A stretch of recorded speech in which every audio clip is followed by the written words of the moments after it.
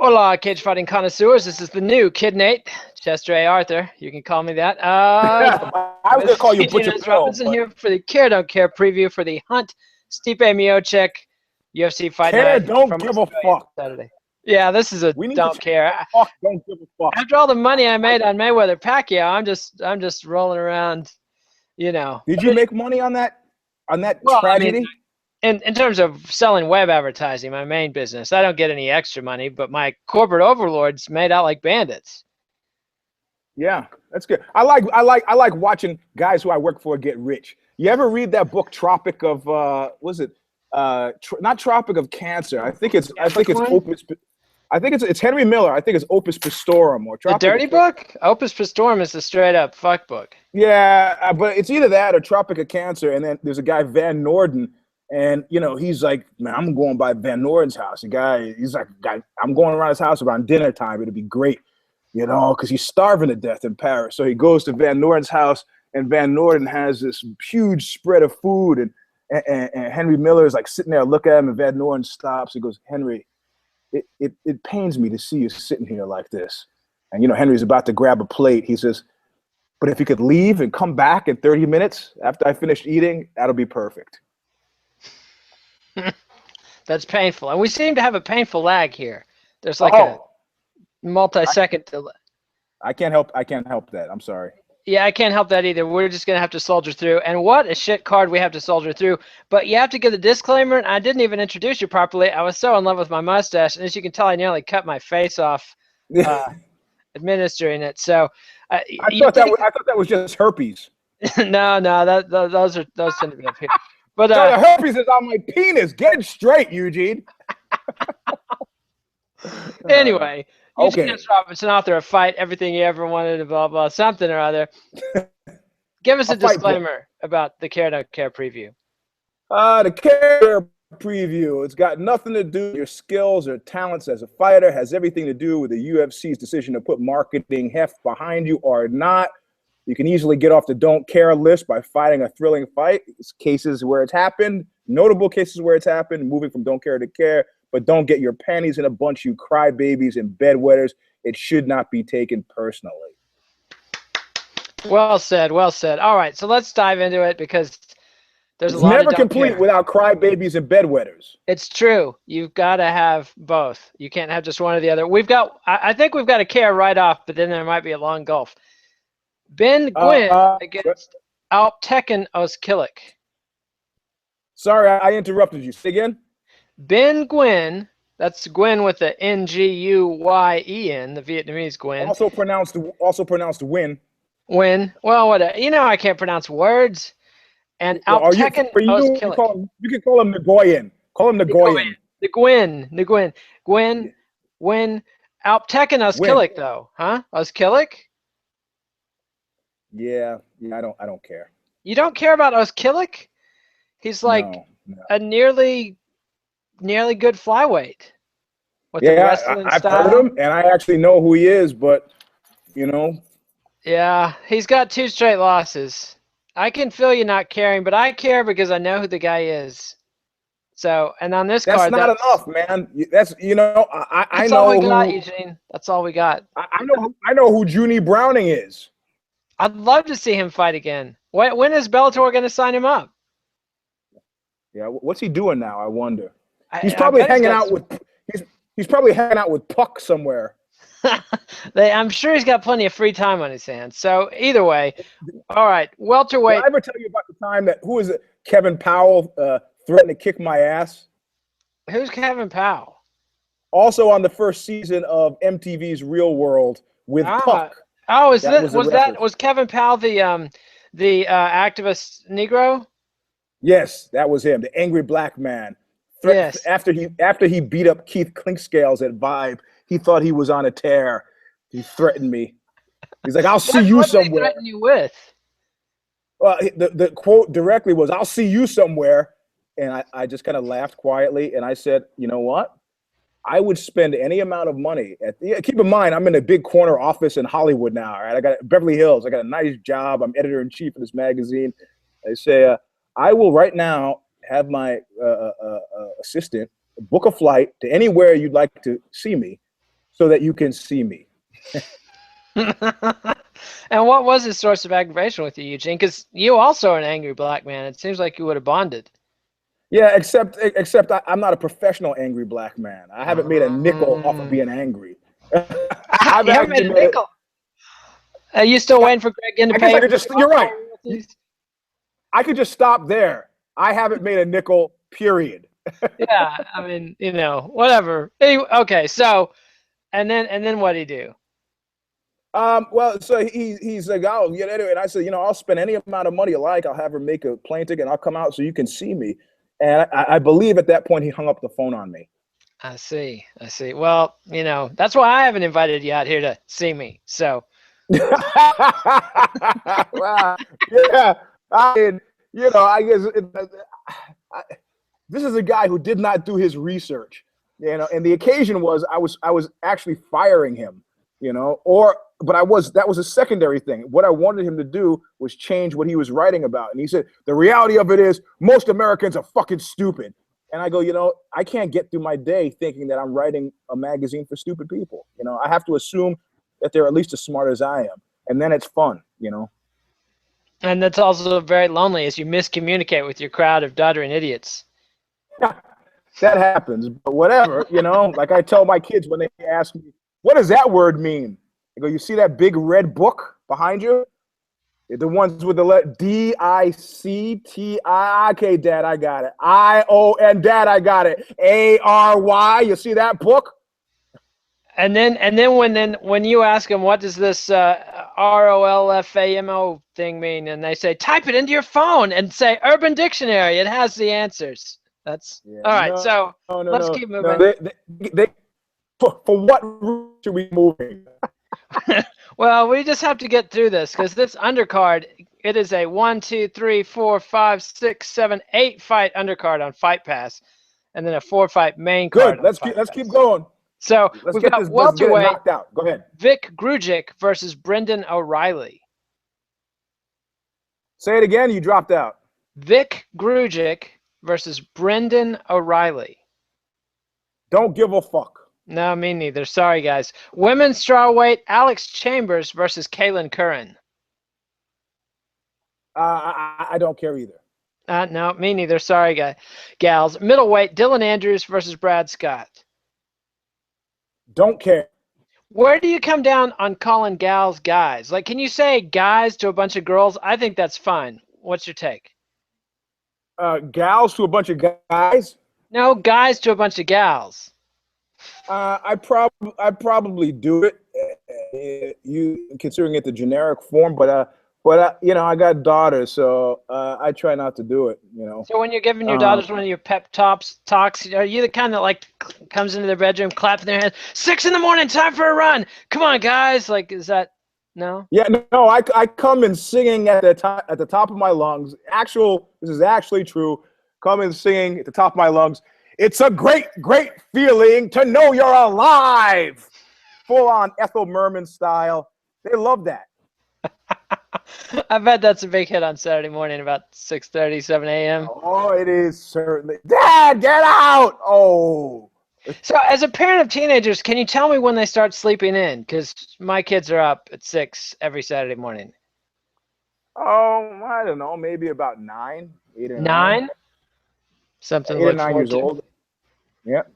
That sounds nice and restful. All right, let's keep moving. Middleweight, Dylan Andrews and Brad Scott. Did we already not care about that one? I think we already didn't care. We already didn't care about that. More women's strawweights, Beck Rawlings and Lisa Ellis. This is the second fighter I've heard of on this card. And as a reminder, I do this for a living. Yeah. that in itself is stunning. Isn't it? But look at this mustache. I'd hire me. That's right. You need some guy walking around the office tapping his eyeball with a knife. Yeah, there you go. Kid Nate is that guy. Yeah.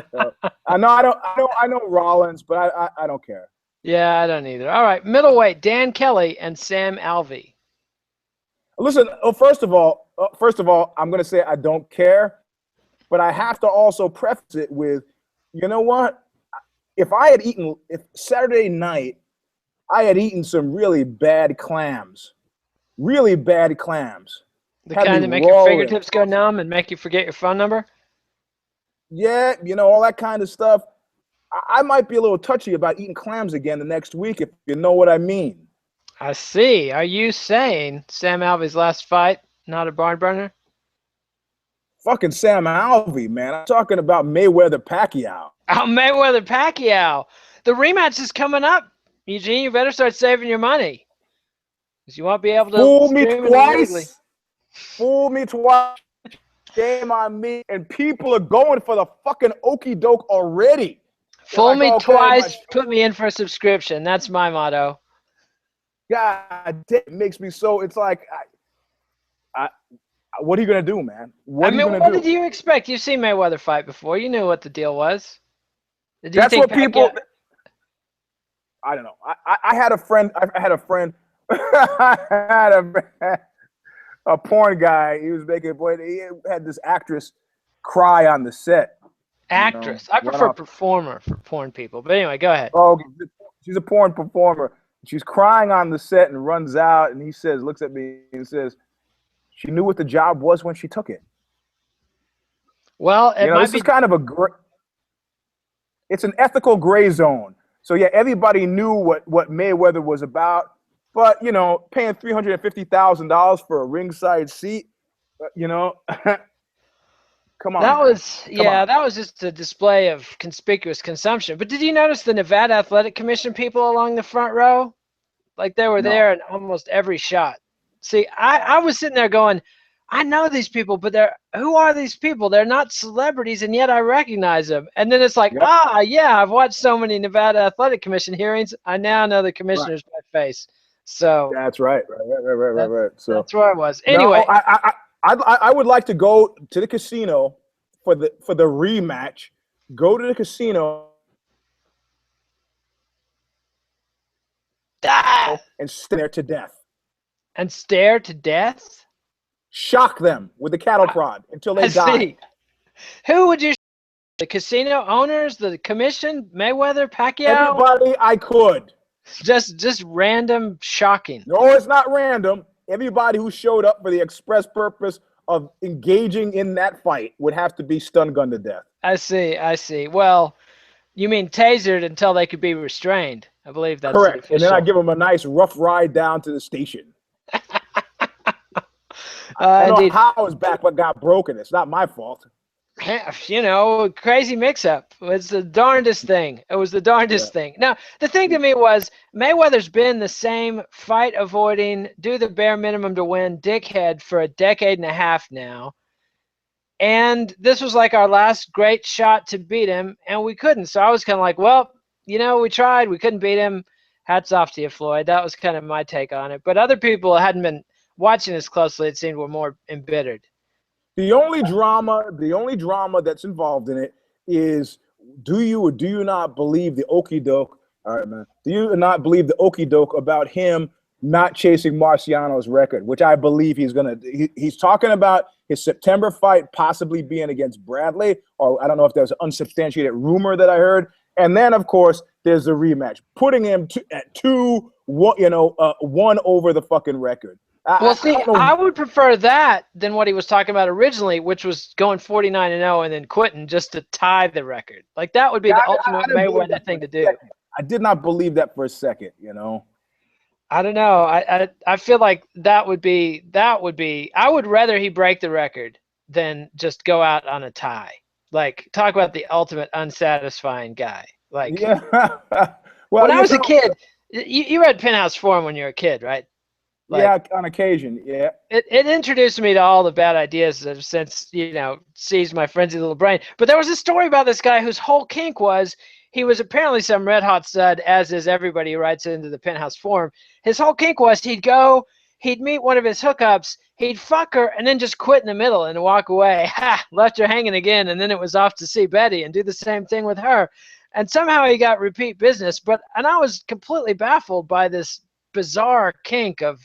And I still am. Anyway, but that seems to be Mayweather's thing, is like get everybody hot and bothered and then left you hanging, see ya, I had a book that I wanted to do inspired by Timothy Ferris, who used to train jiu-jitsu with me at Half Gracie's.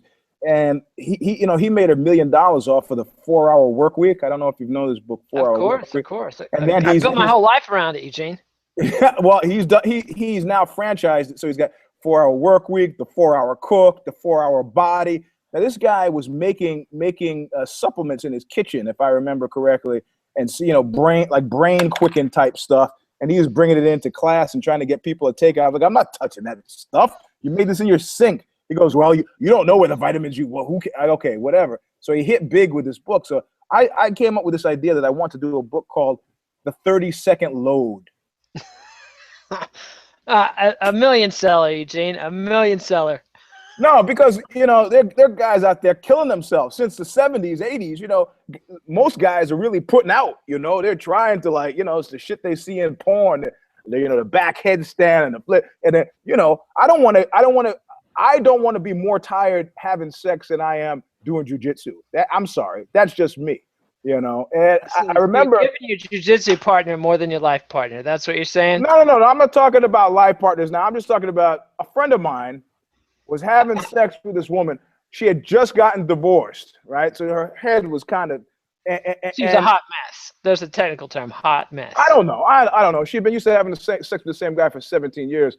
And so she couldn't relax to have an orgasm. And this friend of mine was putting in 56 minutes, 57 minutes, different positions, this and that. And she's like, oh, look, I just can't. I go, and my friend, then he would leave. And then she would send videos of herself having an orgasm as she masturbated. It's like, you know what? This is the 30-second load theory. It's just like cut out the middleman. As soon as you break a sweat, boom, that's it. There, due diligence is done, baby. I'm on my way. In, out. Like Dave Chappelle said, there was nothing premature about it. It was right on time. Yep. I would quote Woody Allen, but as you know, he's verbatim in Polite Company. And speaking of verbatim in Polite Company, verboten, whatever. What do you think? Is this the next step? Oh man, that's a hard one to sell because you have to say Charlie Chaplin about 8 times a day. I know. But I've got a movie premise based on my Charlie Chaplin mustache idea. I think they're verboten, not because Hitler was evil and we associate the mustache with death camps, but because both Chaplin and Hitler had superpowers in the broadcast medium, right? Huh? I mean, can you think of 2 bigger stars than Charlie Chaplin and Adolf Hitler who had bigger impact on the world because of their magic mustache? And so in the movie script idea, some guy accidentally cuts his mustache down to a Hitler mustache and then realizes he's got superpowers when he does his stupid YouTube MMA hangout show. Huh? And then suddenly traffic goes through the roof. And I'm not laughing because I know you're making a joke, but that's actually not a bad. That's not a.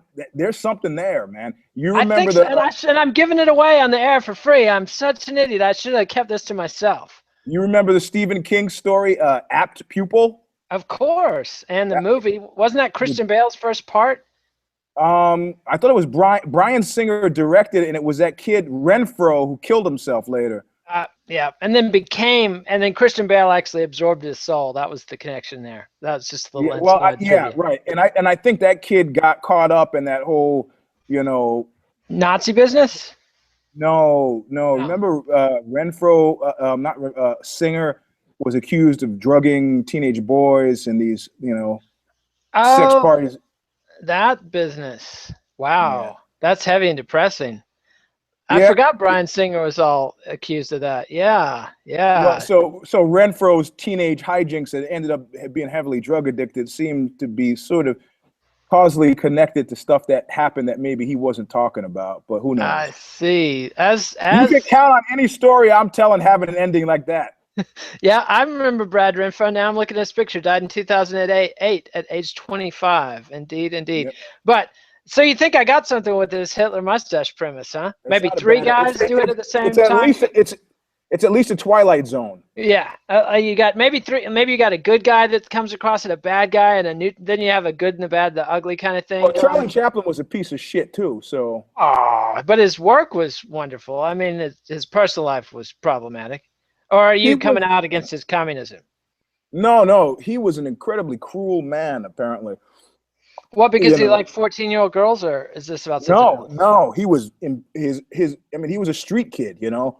So his upbringing was miserable. Then in the orphanage, like Oliver Twist, terrible, you know. And he never shook it. And when he grew up, he was just an abusive, angry, hateful man. You know, Huh. completely at odds with his. Terrible to his kids, terrible to the women in his life. Just really, really a bad guy. Well, his movies are wonderful, Eugene. That's let's let the rest go. Let's remember the Little Tramp, huh? In his case, you use those words, little tramp, and it just takes me down a whole nother unpleasant road. Next you'll be telling me you don't like Jolston. Come on. I actually like Jolson. I'm a big, I'm a Jolson fan. I think Yeah. I tell you my favorite Jolson story. Hit me. They said Jolson, this guy, his songwriters, this guy. He said, "We'll fix Jolson. We'll write a song that even Jolson can't fix." Just the schmaltziest fucking thing. And they write the song "Sonny Boy," right? And they give it, and Jolson's kind of looking at, going, And these are the days in the studio where it wasn't all this multi-tracking stuff. You did your take, boom, you're done. He fucking sings this song "Sonny Boy," which is what they recorded. He goes, everybody was crying at the end of it. Everybody. The guys who wrote it, and they're like, fuck, Jolson got us, man. And it's about, a father and a little boy. And he goes, and then the angels, the kicker's at the end, he goes, and the angels got lonely.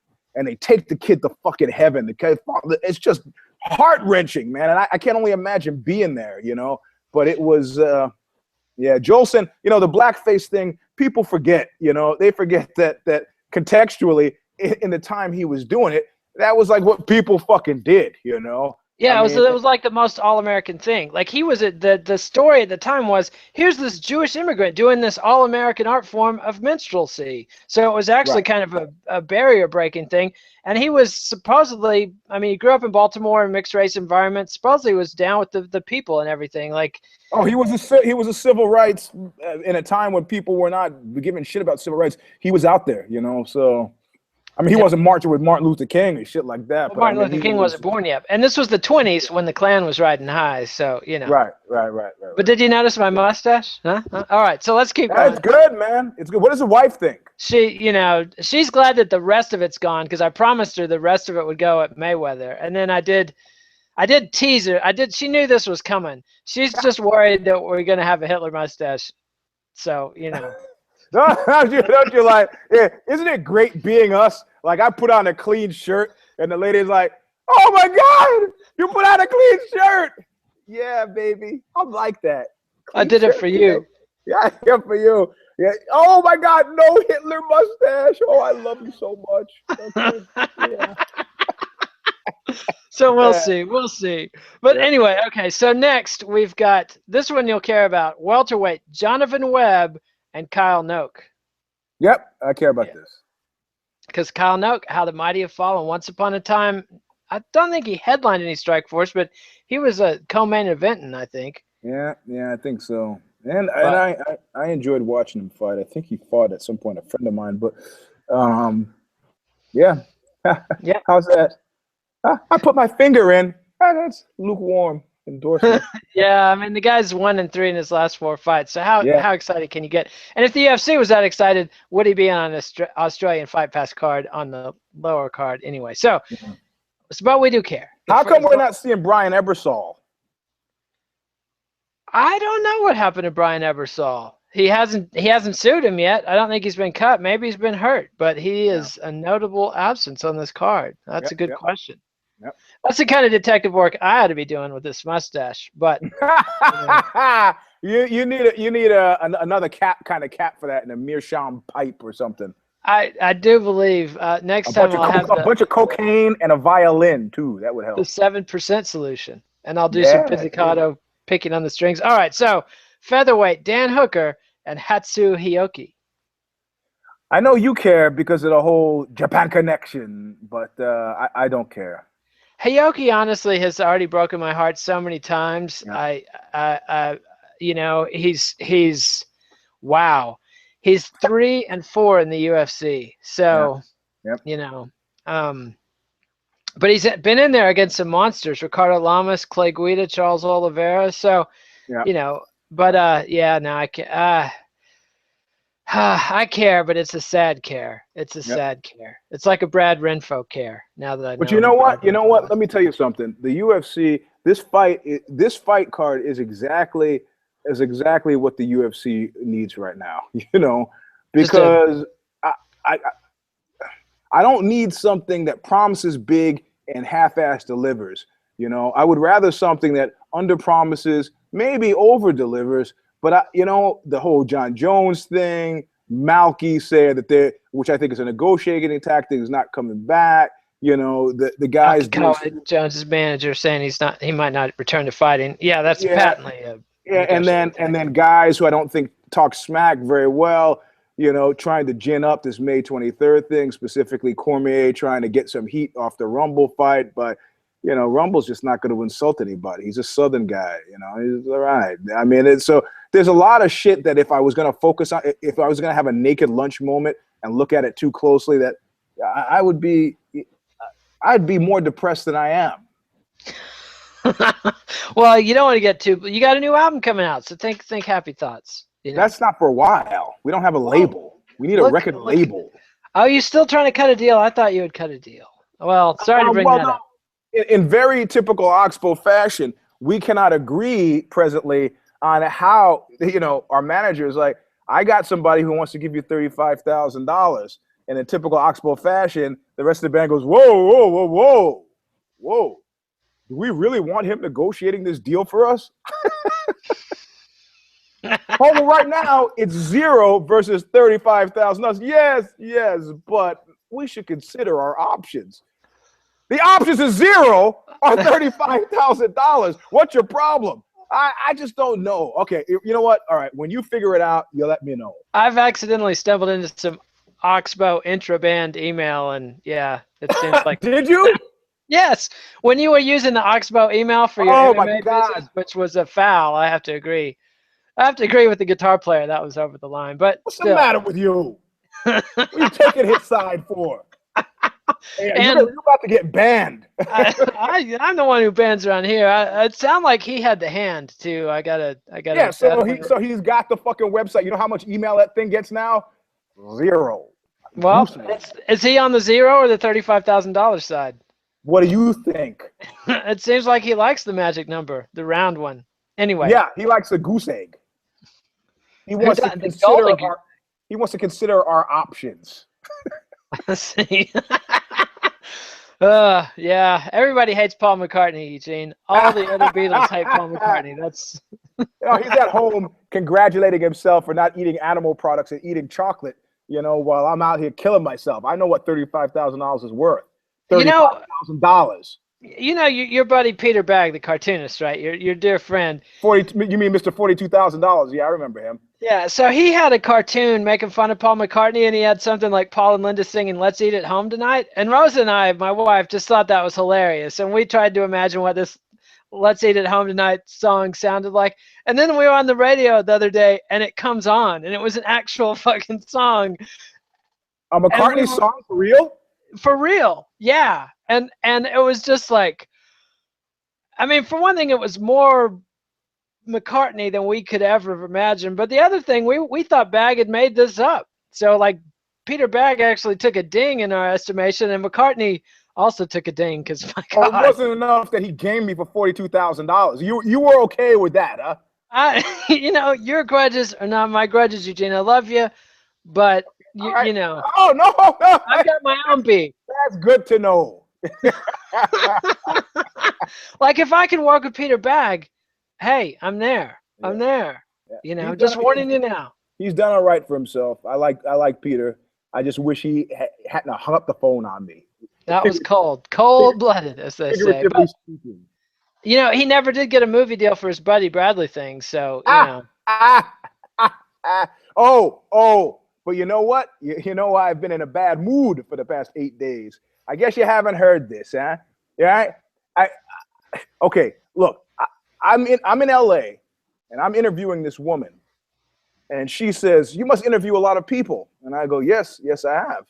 And the whole time I'm watching this woman treat her daughter like garbage, like Charlie Chaplin-esque garbage. The daughter goes over to give her a hug. The mother goes, "God, come on, get off of me." I'm the wrong mother for her. She's always hugging me, you know?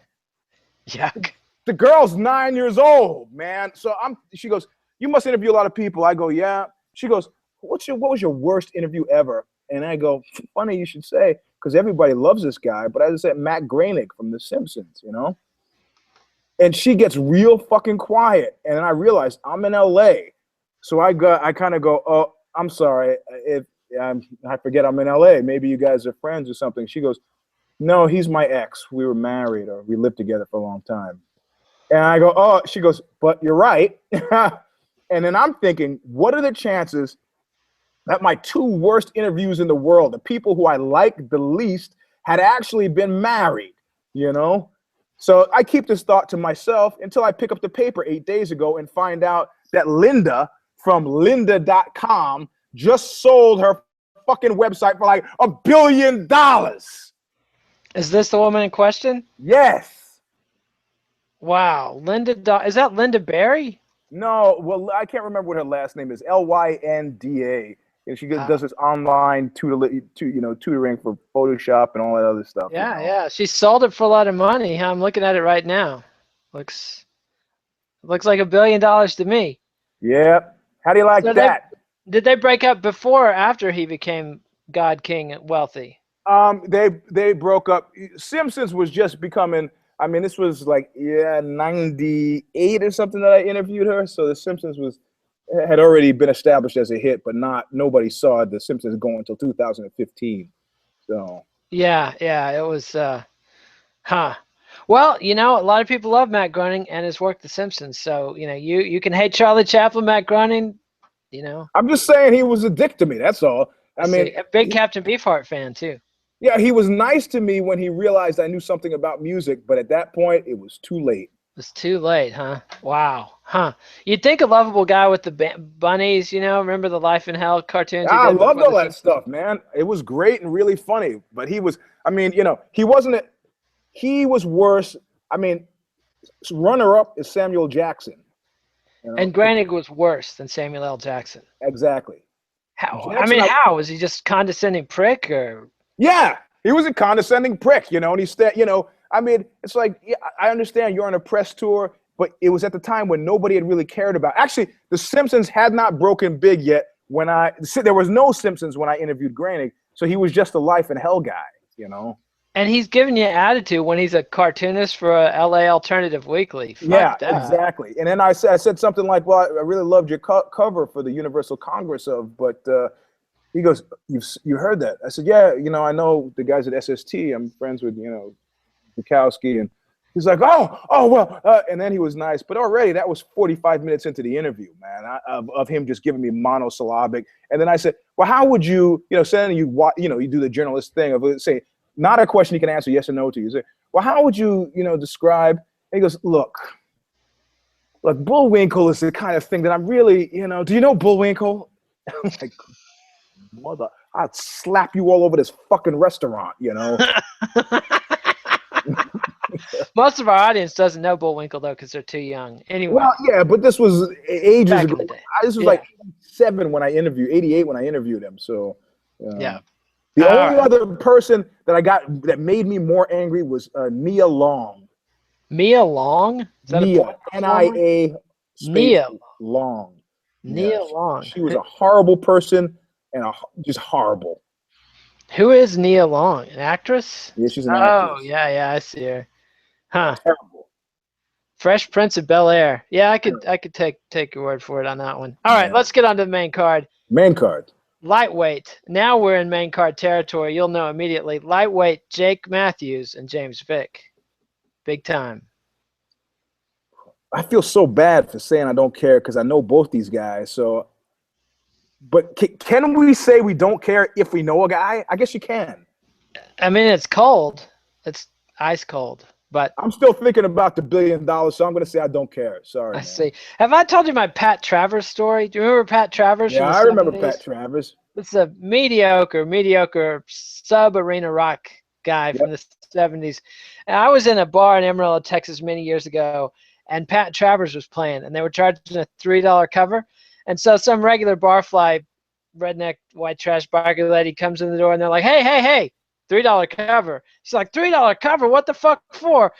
And they go, Pat Travers is playing. And she goes, Pat Travers? I didn't like him in the 70s. And he was standing right there. It was... Oh, man. Oh, man. What did he do? He just kind of went, Oh, man, that fucking hurts, man. Yeah. I mean, first off, you're playing Amarillo, Texas in a biker bar for $3 cover, and then getting pushed back. Yeah. Oh, man. I don't like Pat Travers, but that actually, as a musician, that shit, it hurts. Yeah. Living the dream. Living the dream. All right. So if you want to be like that, yes, I do actually, because I'm still steamed over this $1 billion. So yeah. All right. Well, $1 billion is a lot of grudge. That is a lot of grudge. All right. How about light heavyweight Sean O'Connell and Anthony the Hippo Peroche? I like Peroche. Doesn't everybody's a cult favorite? Yeah, I care. Yeah, I care too. And then we got to see, Peroche has really one of these guys who has padded his string out in the UFC beyond all reasonable expectation. I mean, I like that, man. I like that. He has totally overperformed with his goofy face and everything. So I love it. Love Anthony Peroche. Rooting for him, and we care. So, middleweight, Brad Tavares and Robert Whittaker. I care because I love the work that Tavares did back in the 70s. It was great. That his disco era was great. So yeah, I care. Let's see, one of the few artists who improved when he went disco. Yeah, right. That's right. Does anybody know what I'm talking about? Anybody at all? No. Is there a 70s band called Tavares? Yeah. Was it something you danced to in the Studio 54 dancing lessons? It was days? like there were the Silvas, these are kind of Jackson 5 ripoffs, but so there was Tavares, the Silvas.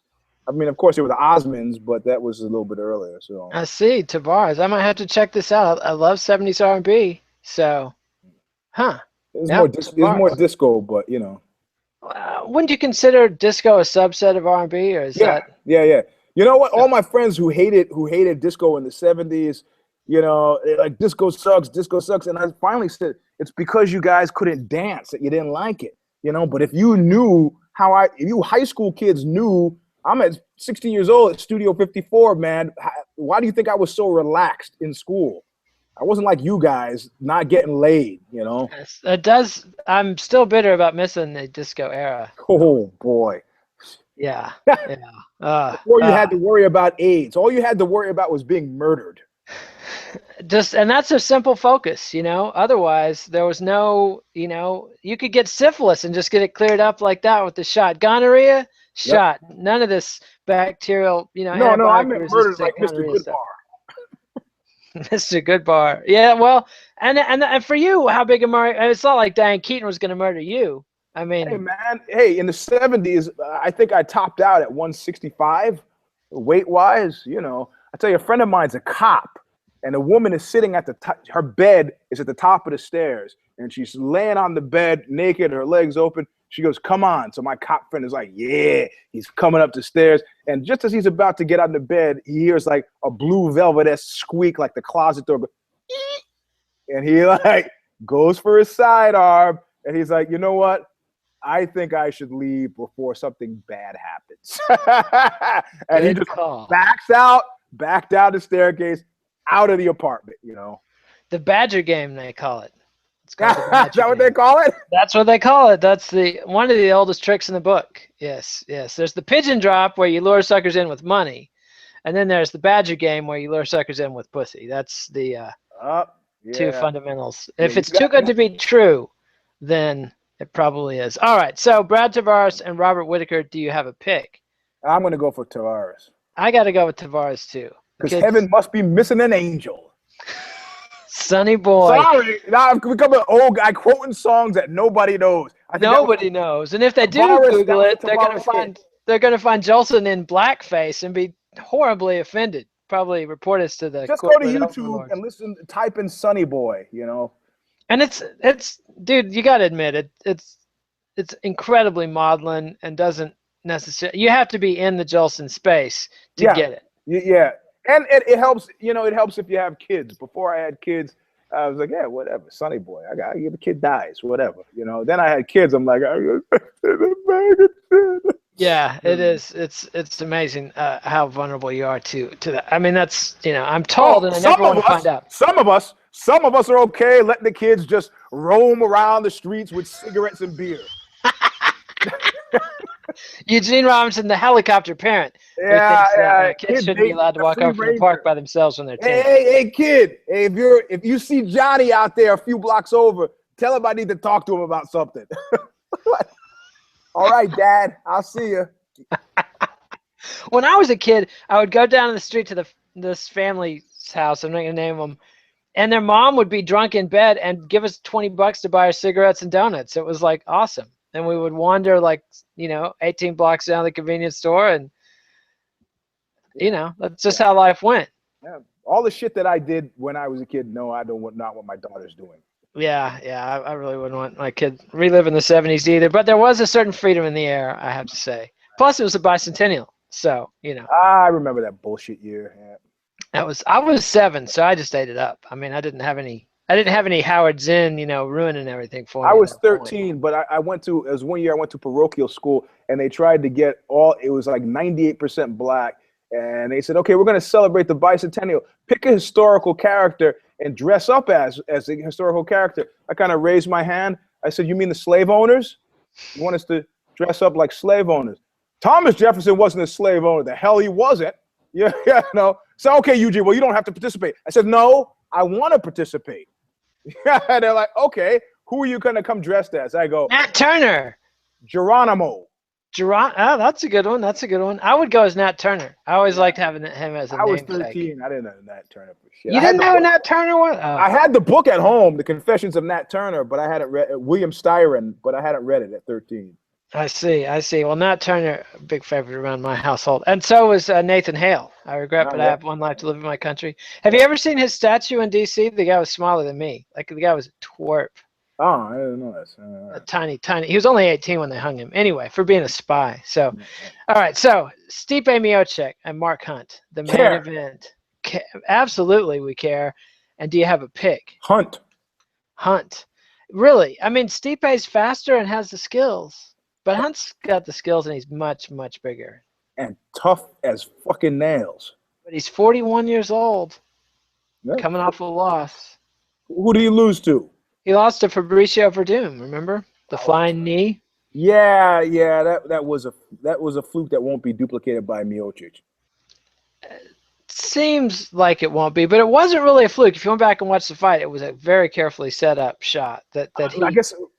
What do I mean by the use of fluke? I don't mean to minimize Verdum's accomplishment in that regard. Because he baited Hunt into ducking into that thing.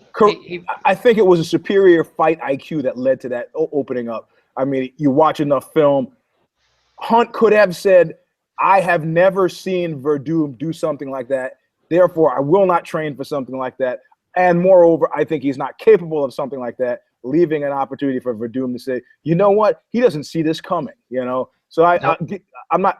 So that's what I mean by fluke. Not that, Verdum got lucky. I just go, he sat down, thought about it, came up with a better, smarter plan, and Hunt just got caught flat-footed. To me, that's kind of fluky, But, I mean, if somebody does something that you don't expect them to do, it means that you were not thinking smart, or thinking. Yep. Yeah, he totally surprised him. And up to that point, I think Hunt very nearly had that UFC heavyweight interim belt in his hands. But and the reality of it is, if anybody out there could say if they saw the fight going that way, I'm going to call him a liar. I don't think no way.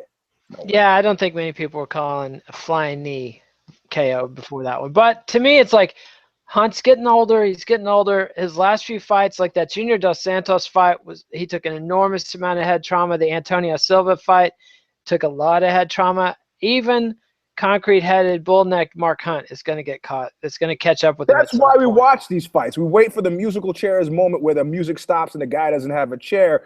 However, I don't think that's this time for Mark Hunt. Not against Stipe. No way. I don't know. Stipe made Roy Nelson look pretty bad, but yeah, I don't. Okay. All right. I think we can just stop talking about that now. He made a guy who looks bad look bad. I mean, well, he made him look really bad. I mean, even bad for Roy Nelson, he looked bad. But I don't know, Stipe. I just don't buy Stipe as a prospect, and Yep. and he didn't look. We've seen Mark Hunt against Junior Dos Santos. He got knocked out, but he looked like he deserved to be in the cage with him the whole time. Yep. And I didn't have that feeling with Stipe. Yep. So you're gonna pick Mark Hunt too? Yeah, I got to pick Mark Hunt here. That's just that's how it is. It's how it goes. We got to pick Mark Hunt. That's just the way it is. Some things will never change. All right. Who is that? Come That's on. some 90s horror. Oh, come on. Bruce Hornsby. That's 90s, isn't it? I guess you're right. Yeah.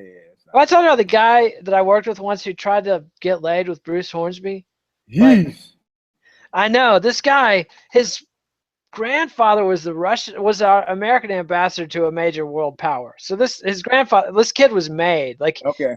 And this was the kind of shitbag who would wear like a Rolex with the cheapest uncleaned, like a dress shirt, but he hadn't taken it to the dry cleaners. Like, this guy was just, the kind of kid who could parlay your grandfather being a major ambassador into being the office schlub. And so there was this beautiful girl there in the office everybody had a crush on. She had a living boyfriend. She loved the Grateful Dead. He shows up from work with a stack of not just the released Bruce Hornsby with the Grateful Dead, but a bunch of bootlegs of Bruce Hornsby with the Grateful Dead. And his line was, is so-and-so serious about the guy she lives with? Like, huh? It's, so yeah, he got nowhere. And it was. Oh, he got nowhere. Oh, man. Yeah. It was touch and go for a second there. I was about to feel like this was a death show. With the $1 billion Linda and this story, I was like, oh my God! But so you've restored my faith in humanity. Yeah, no, she shot him down and then went on to have an embarrassing fiasco with me that contributed to my divorce. But it was like one of these put on my gravestone moments. Yeah, it was worth it. He jiu-jitsu'd me. I was about to feel okay, and now I'm depressed even more. But there was a point at which her husband, the rock climber, everybody went rock climbing, my wife, her husband, a whole bunch of people from work, and we're getting to try rock climbing with her husband doing the belay. And it was a very tense moment in my life. Like, about, 200 feet up, I'm like, hey, wait a minute. Did he know? If he knows. Did he know? I don't know that he knew. So how about this? I'll briefly best you. A guy who used to work for me, who also lived at my house, his girlfriend, his recent ex-girlfriend came up and said, hey, we should go out sometime. So I go to him and I say, man, your ex-girlfriend wants to go out with me. What are you thinking about that? He's like, I don't give a fuck. She's my, you can do it. I go, no, listen, I'm a New York guy. I'm asking you straight out because I'm giving you the right of refusal. If this is going to bother you, you live at my house, you work with me, I'll back off. And he says, well, thank you. And he thinks about it. He goes, no, that's fine. So I start to go out with her, which means necessarily having sex with her in my room. His room is right outside, so he's got to hear me screwing his ex-girlfriend. Right. So he's in a band, and he says, hey, can I borrow one of your guns for a music video? Uh-huh. And I'm like, sure. Yeah, you can borrow. He didn't kill himself with it, did he? Anytime, you let me know. So I'm in my room screwing now my girlfriend, and I hear a knock on the door. But, she knows that he knows. He knows that she knows. We all know that we all know. But this was the first grand reveal. So we're in the room. There's a knock on the door. I go, who is it? He goes, well, it's me, Paul. I go, what do you want? He goes, we're filming that video tonight. Can I have the gun? She's like in bed, naked, the blanket. And I was like, my thought was just, I got to get him out of here. So naturally, I kept the loaded 45 under my pillow because I'm a lunatic. Genius. Yes. Right. Yes. So I get up from the bed with the loaded 45. I open the door, and he looks at her, looks at me, looks at her, looks at me, goes, hi, Jessica. And I just want him to go away now. So I take the loaded 45 and I shove it in his hand. Wow. And so then he shoots her and you run, right? Is that? No, and then I stand there for a second. I go, you don't need it loaded, do you? And he pauses for a second, and then I realize, oh my God! And I snatch it away from him, take the clip out, empty the bullets into my hand, put the clip back in, give them the gun, make sure the chambered round is out. They say, okay, now go on, beat it. Then instantaneously, I became contemptuous again. I go, all right, come on, get out of here.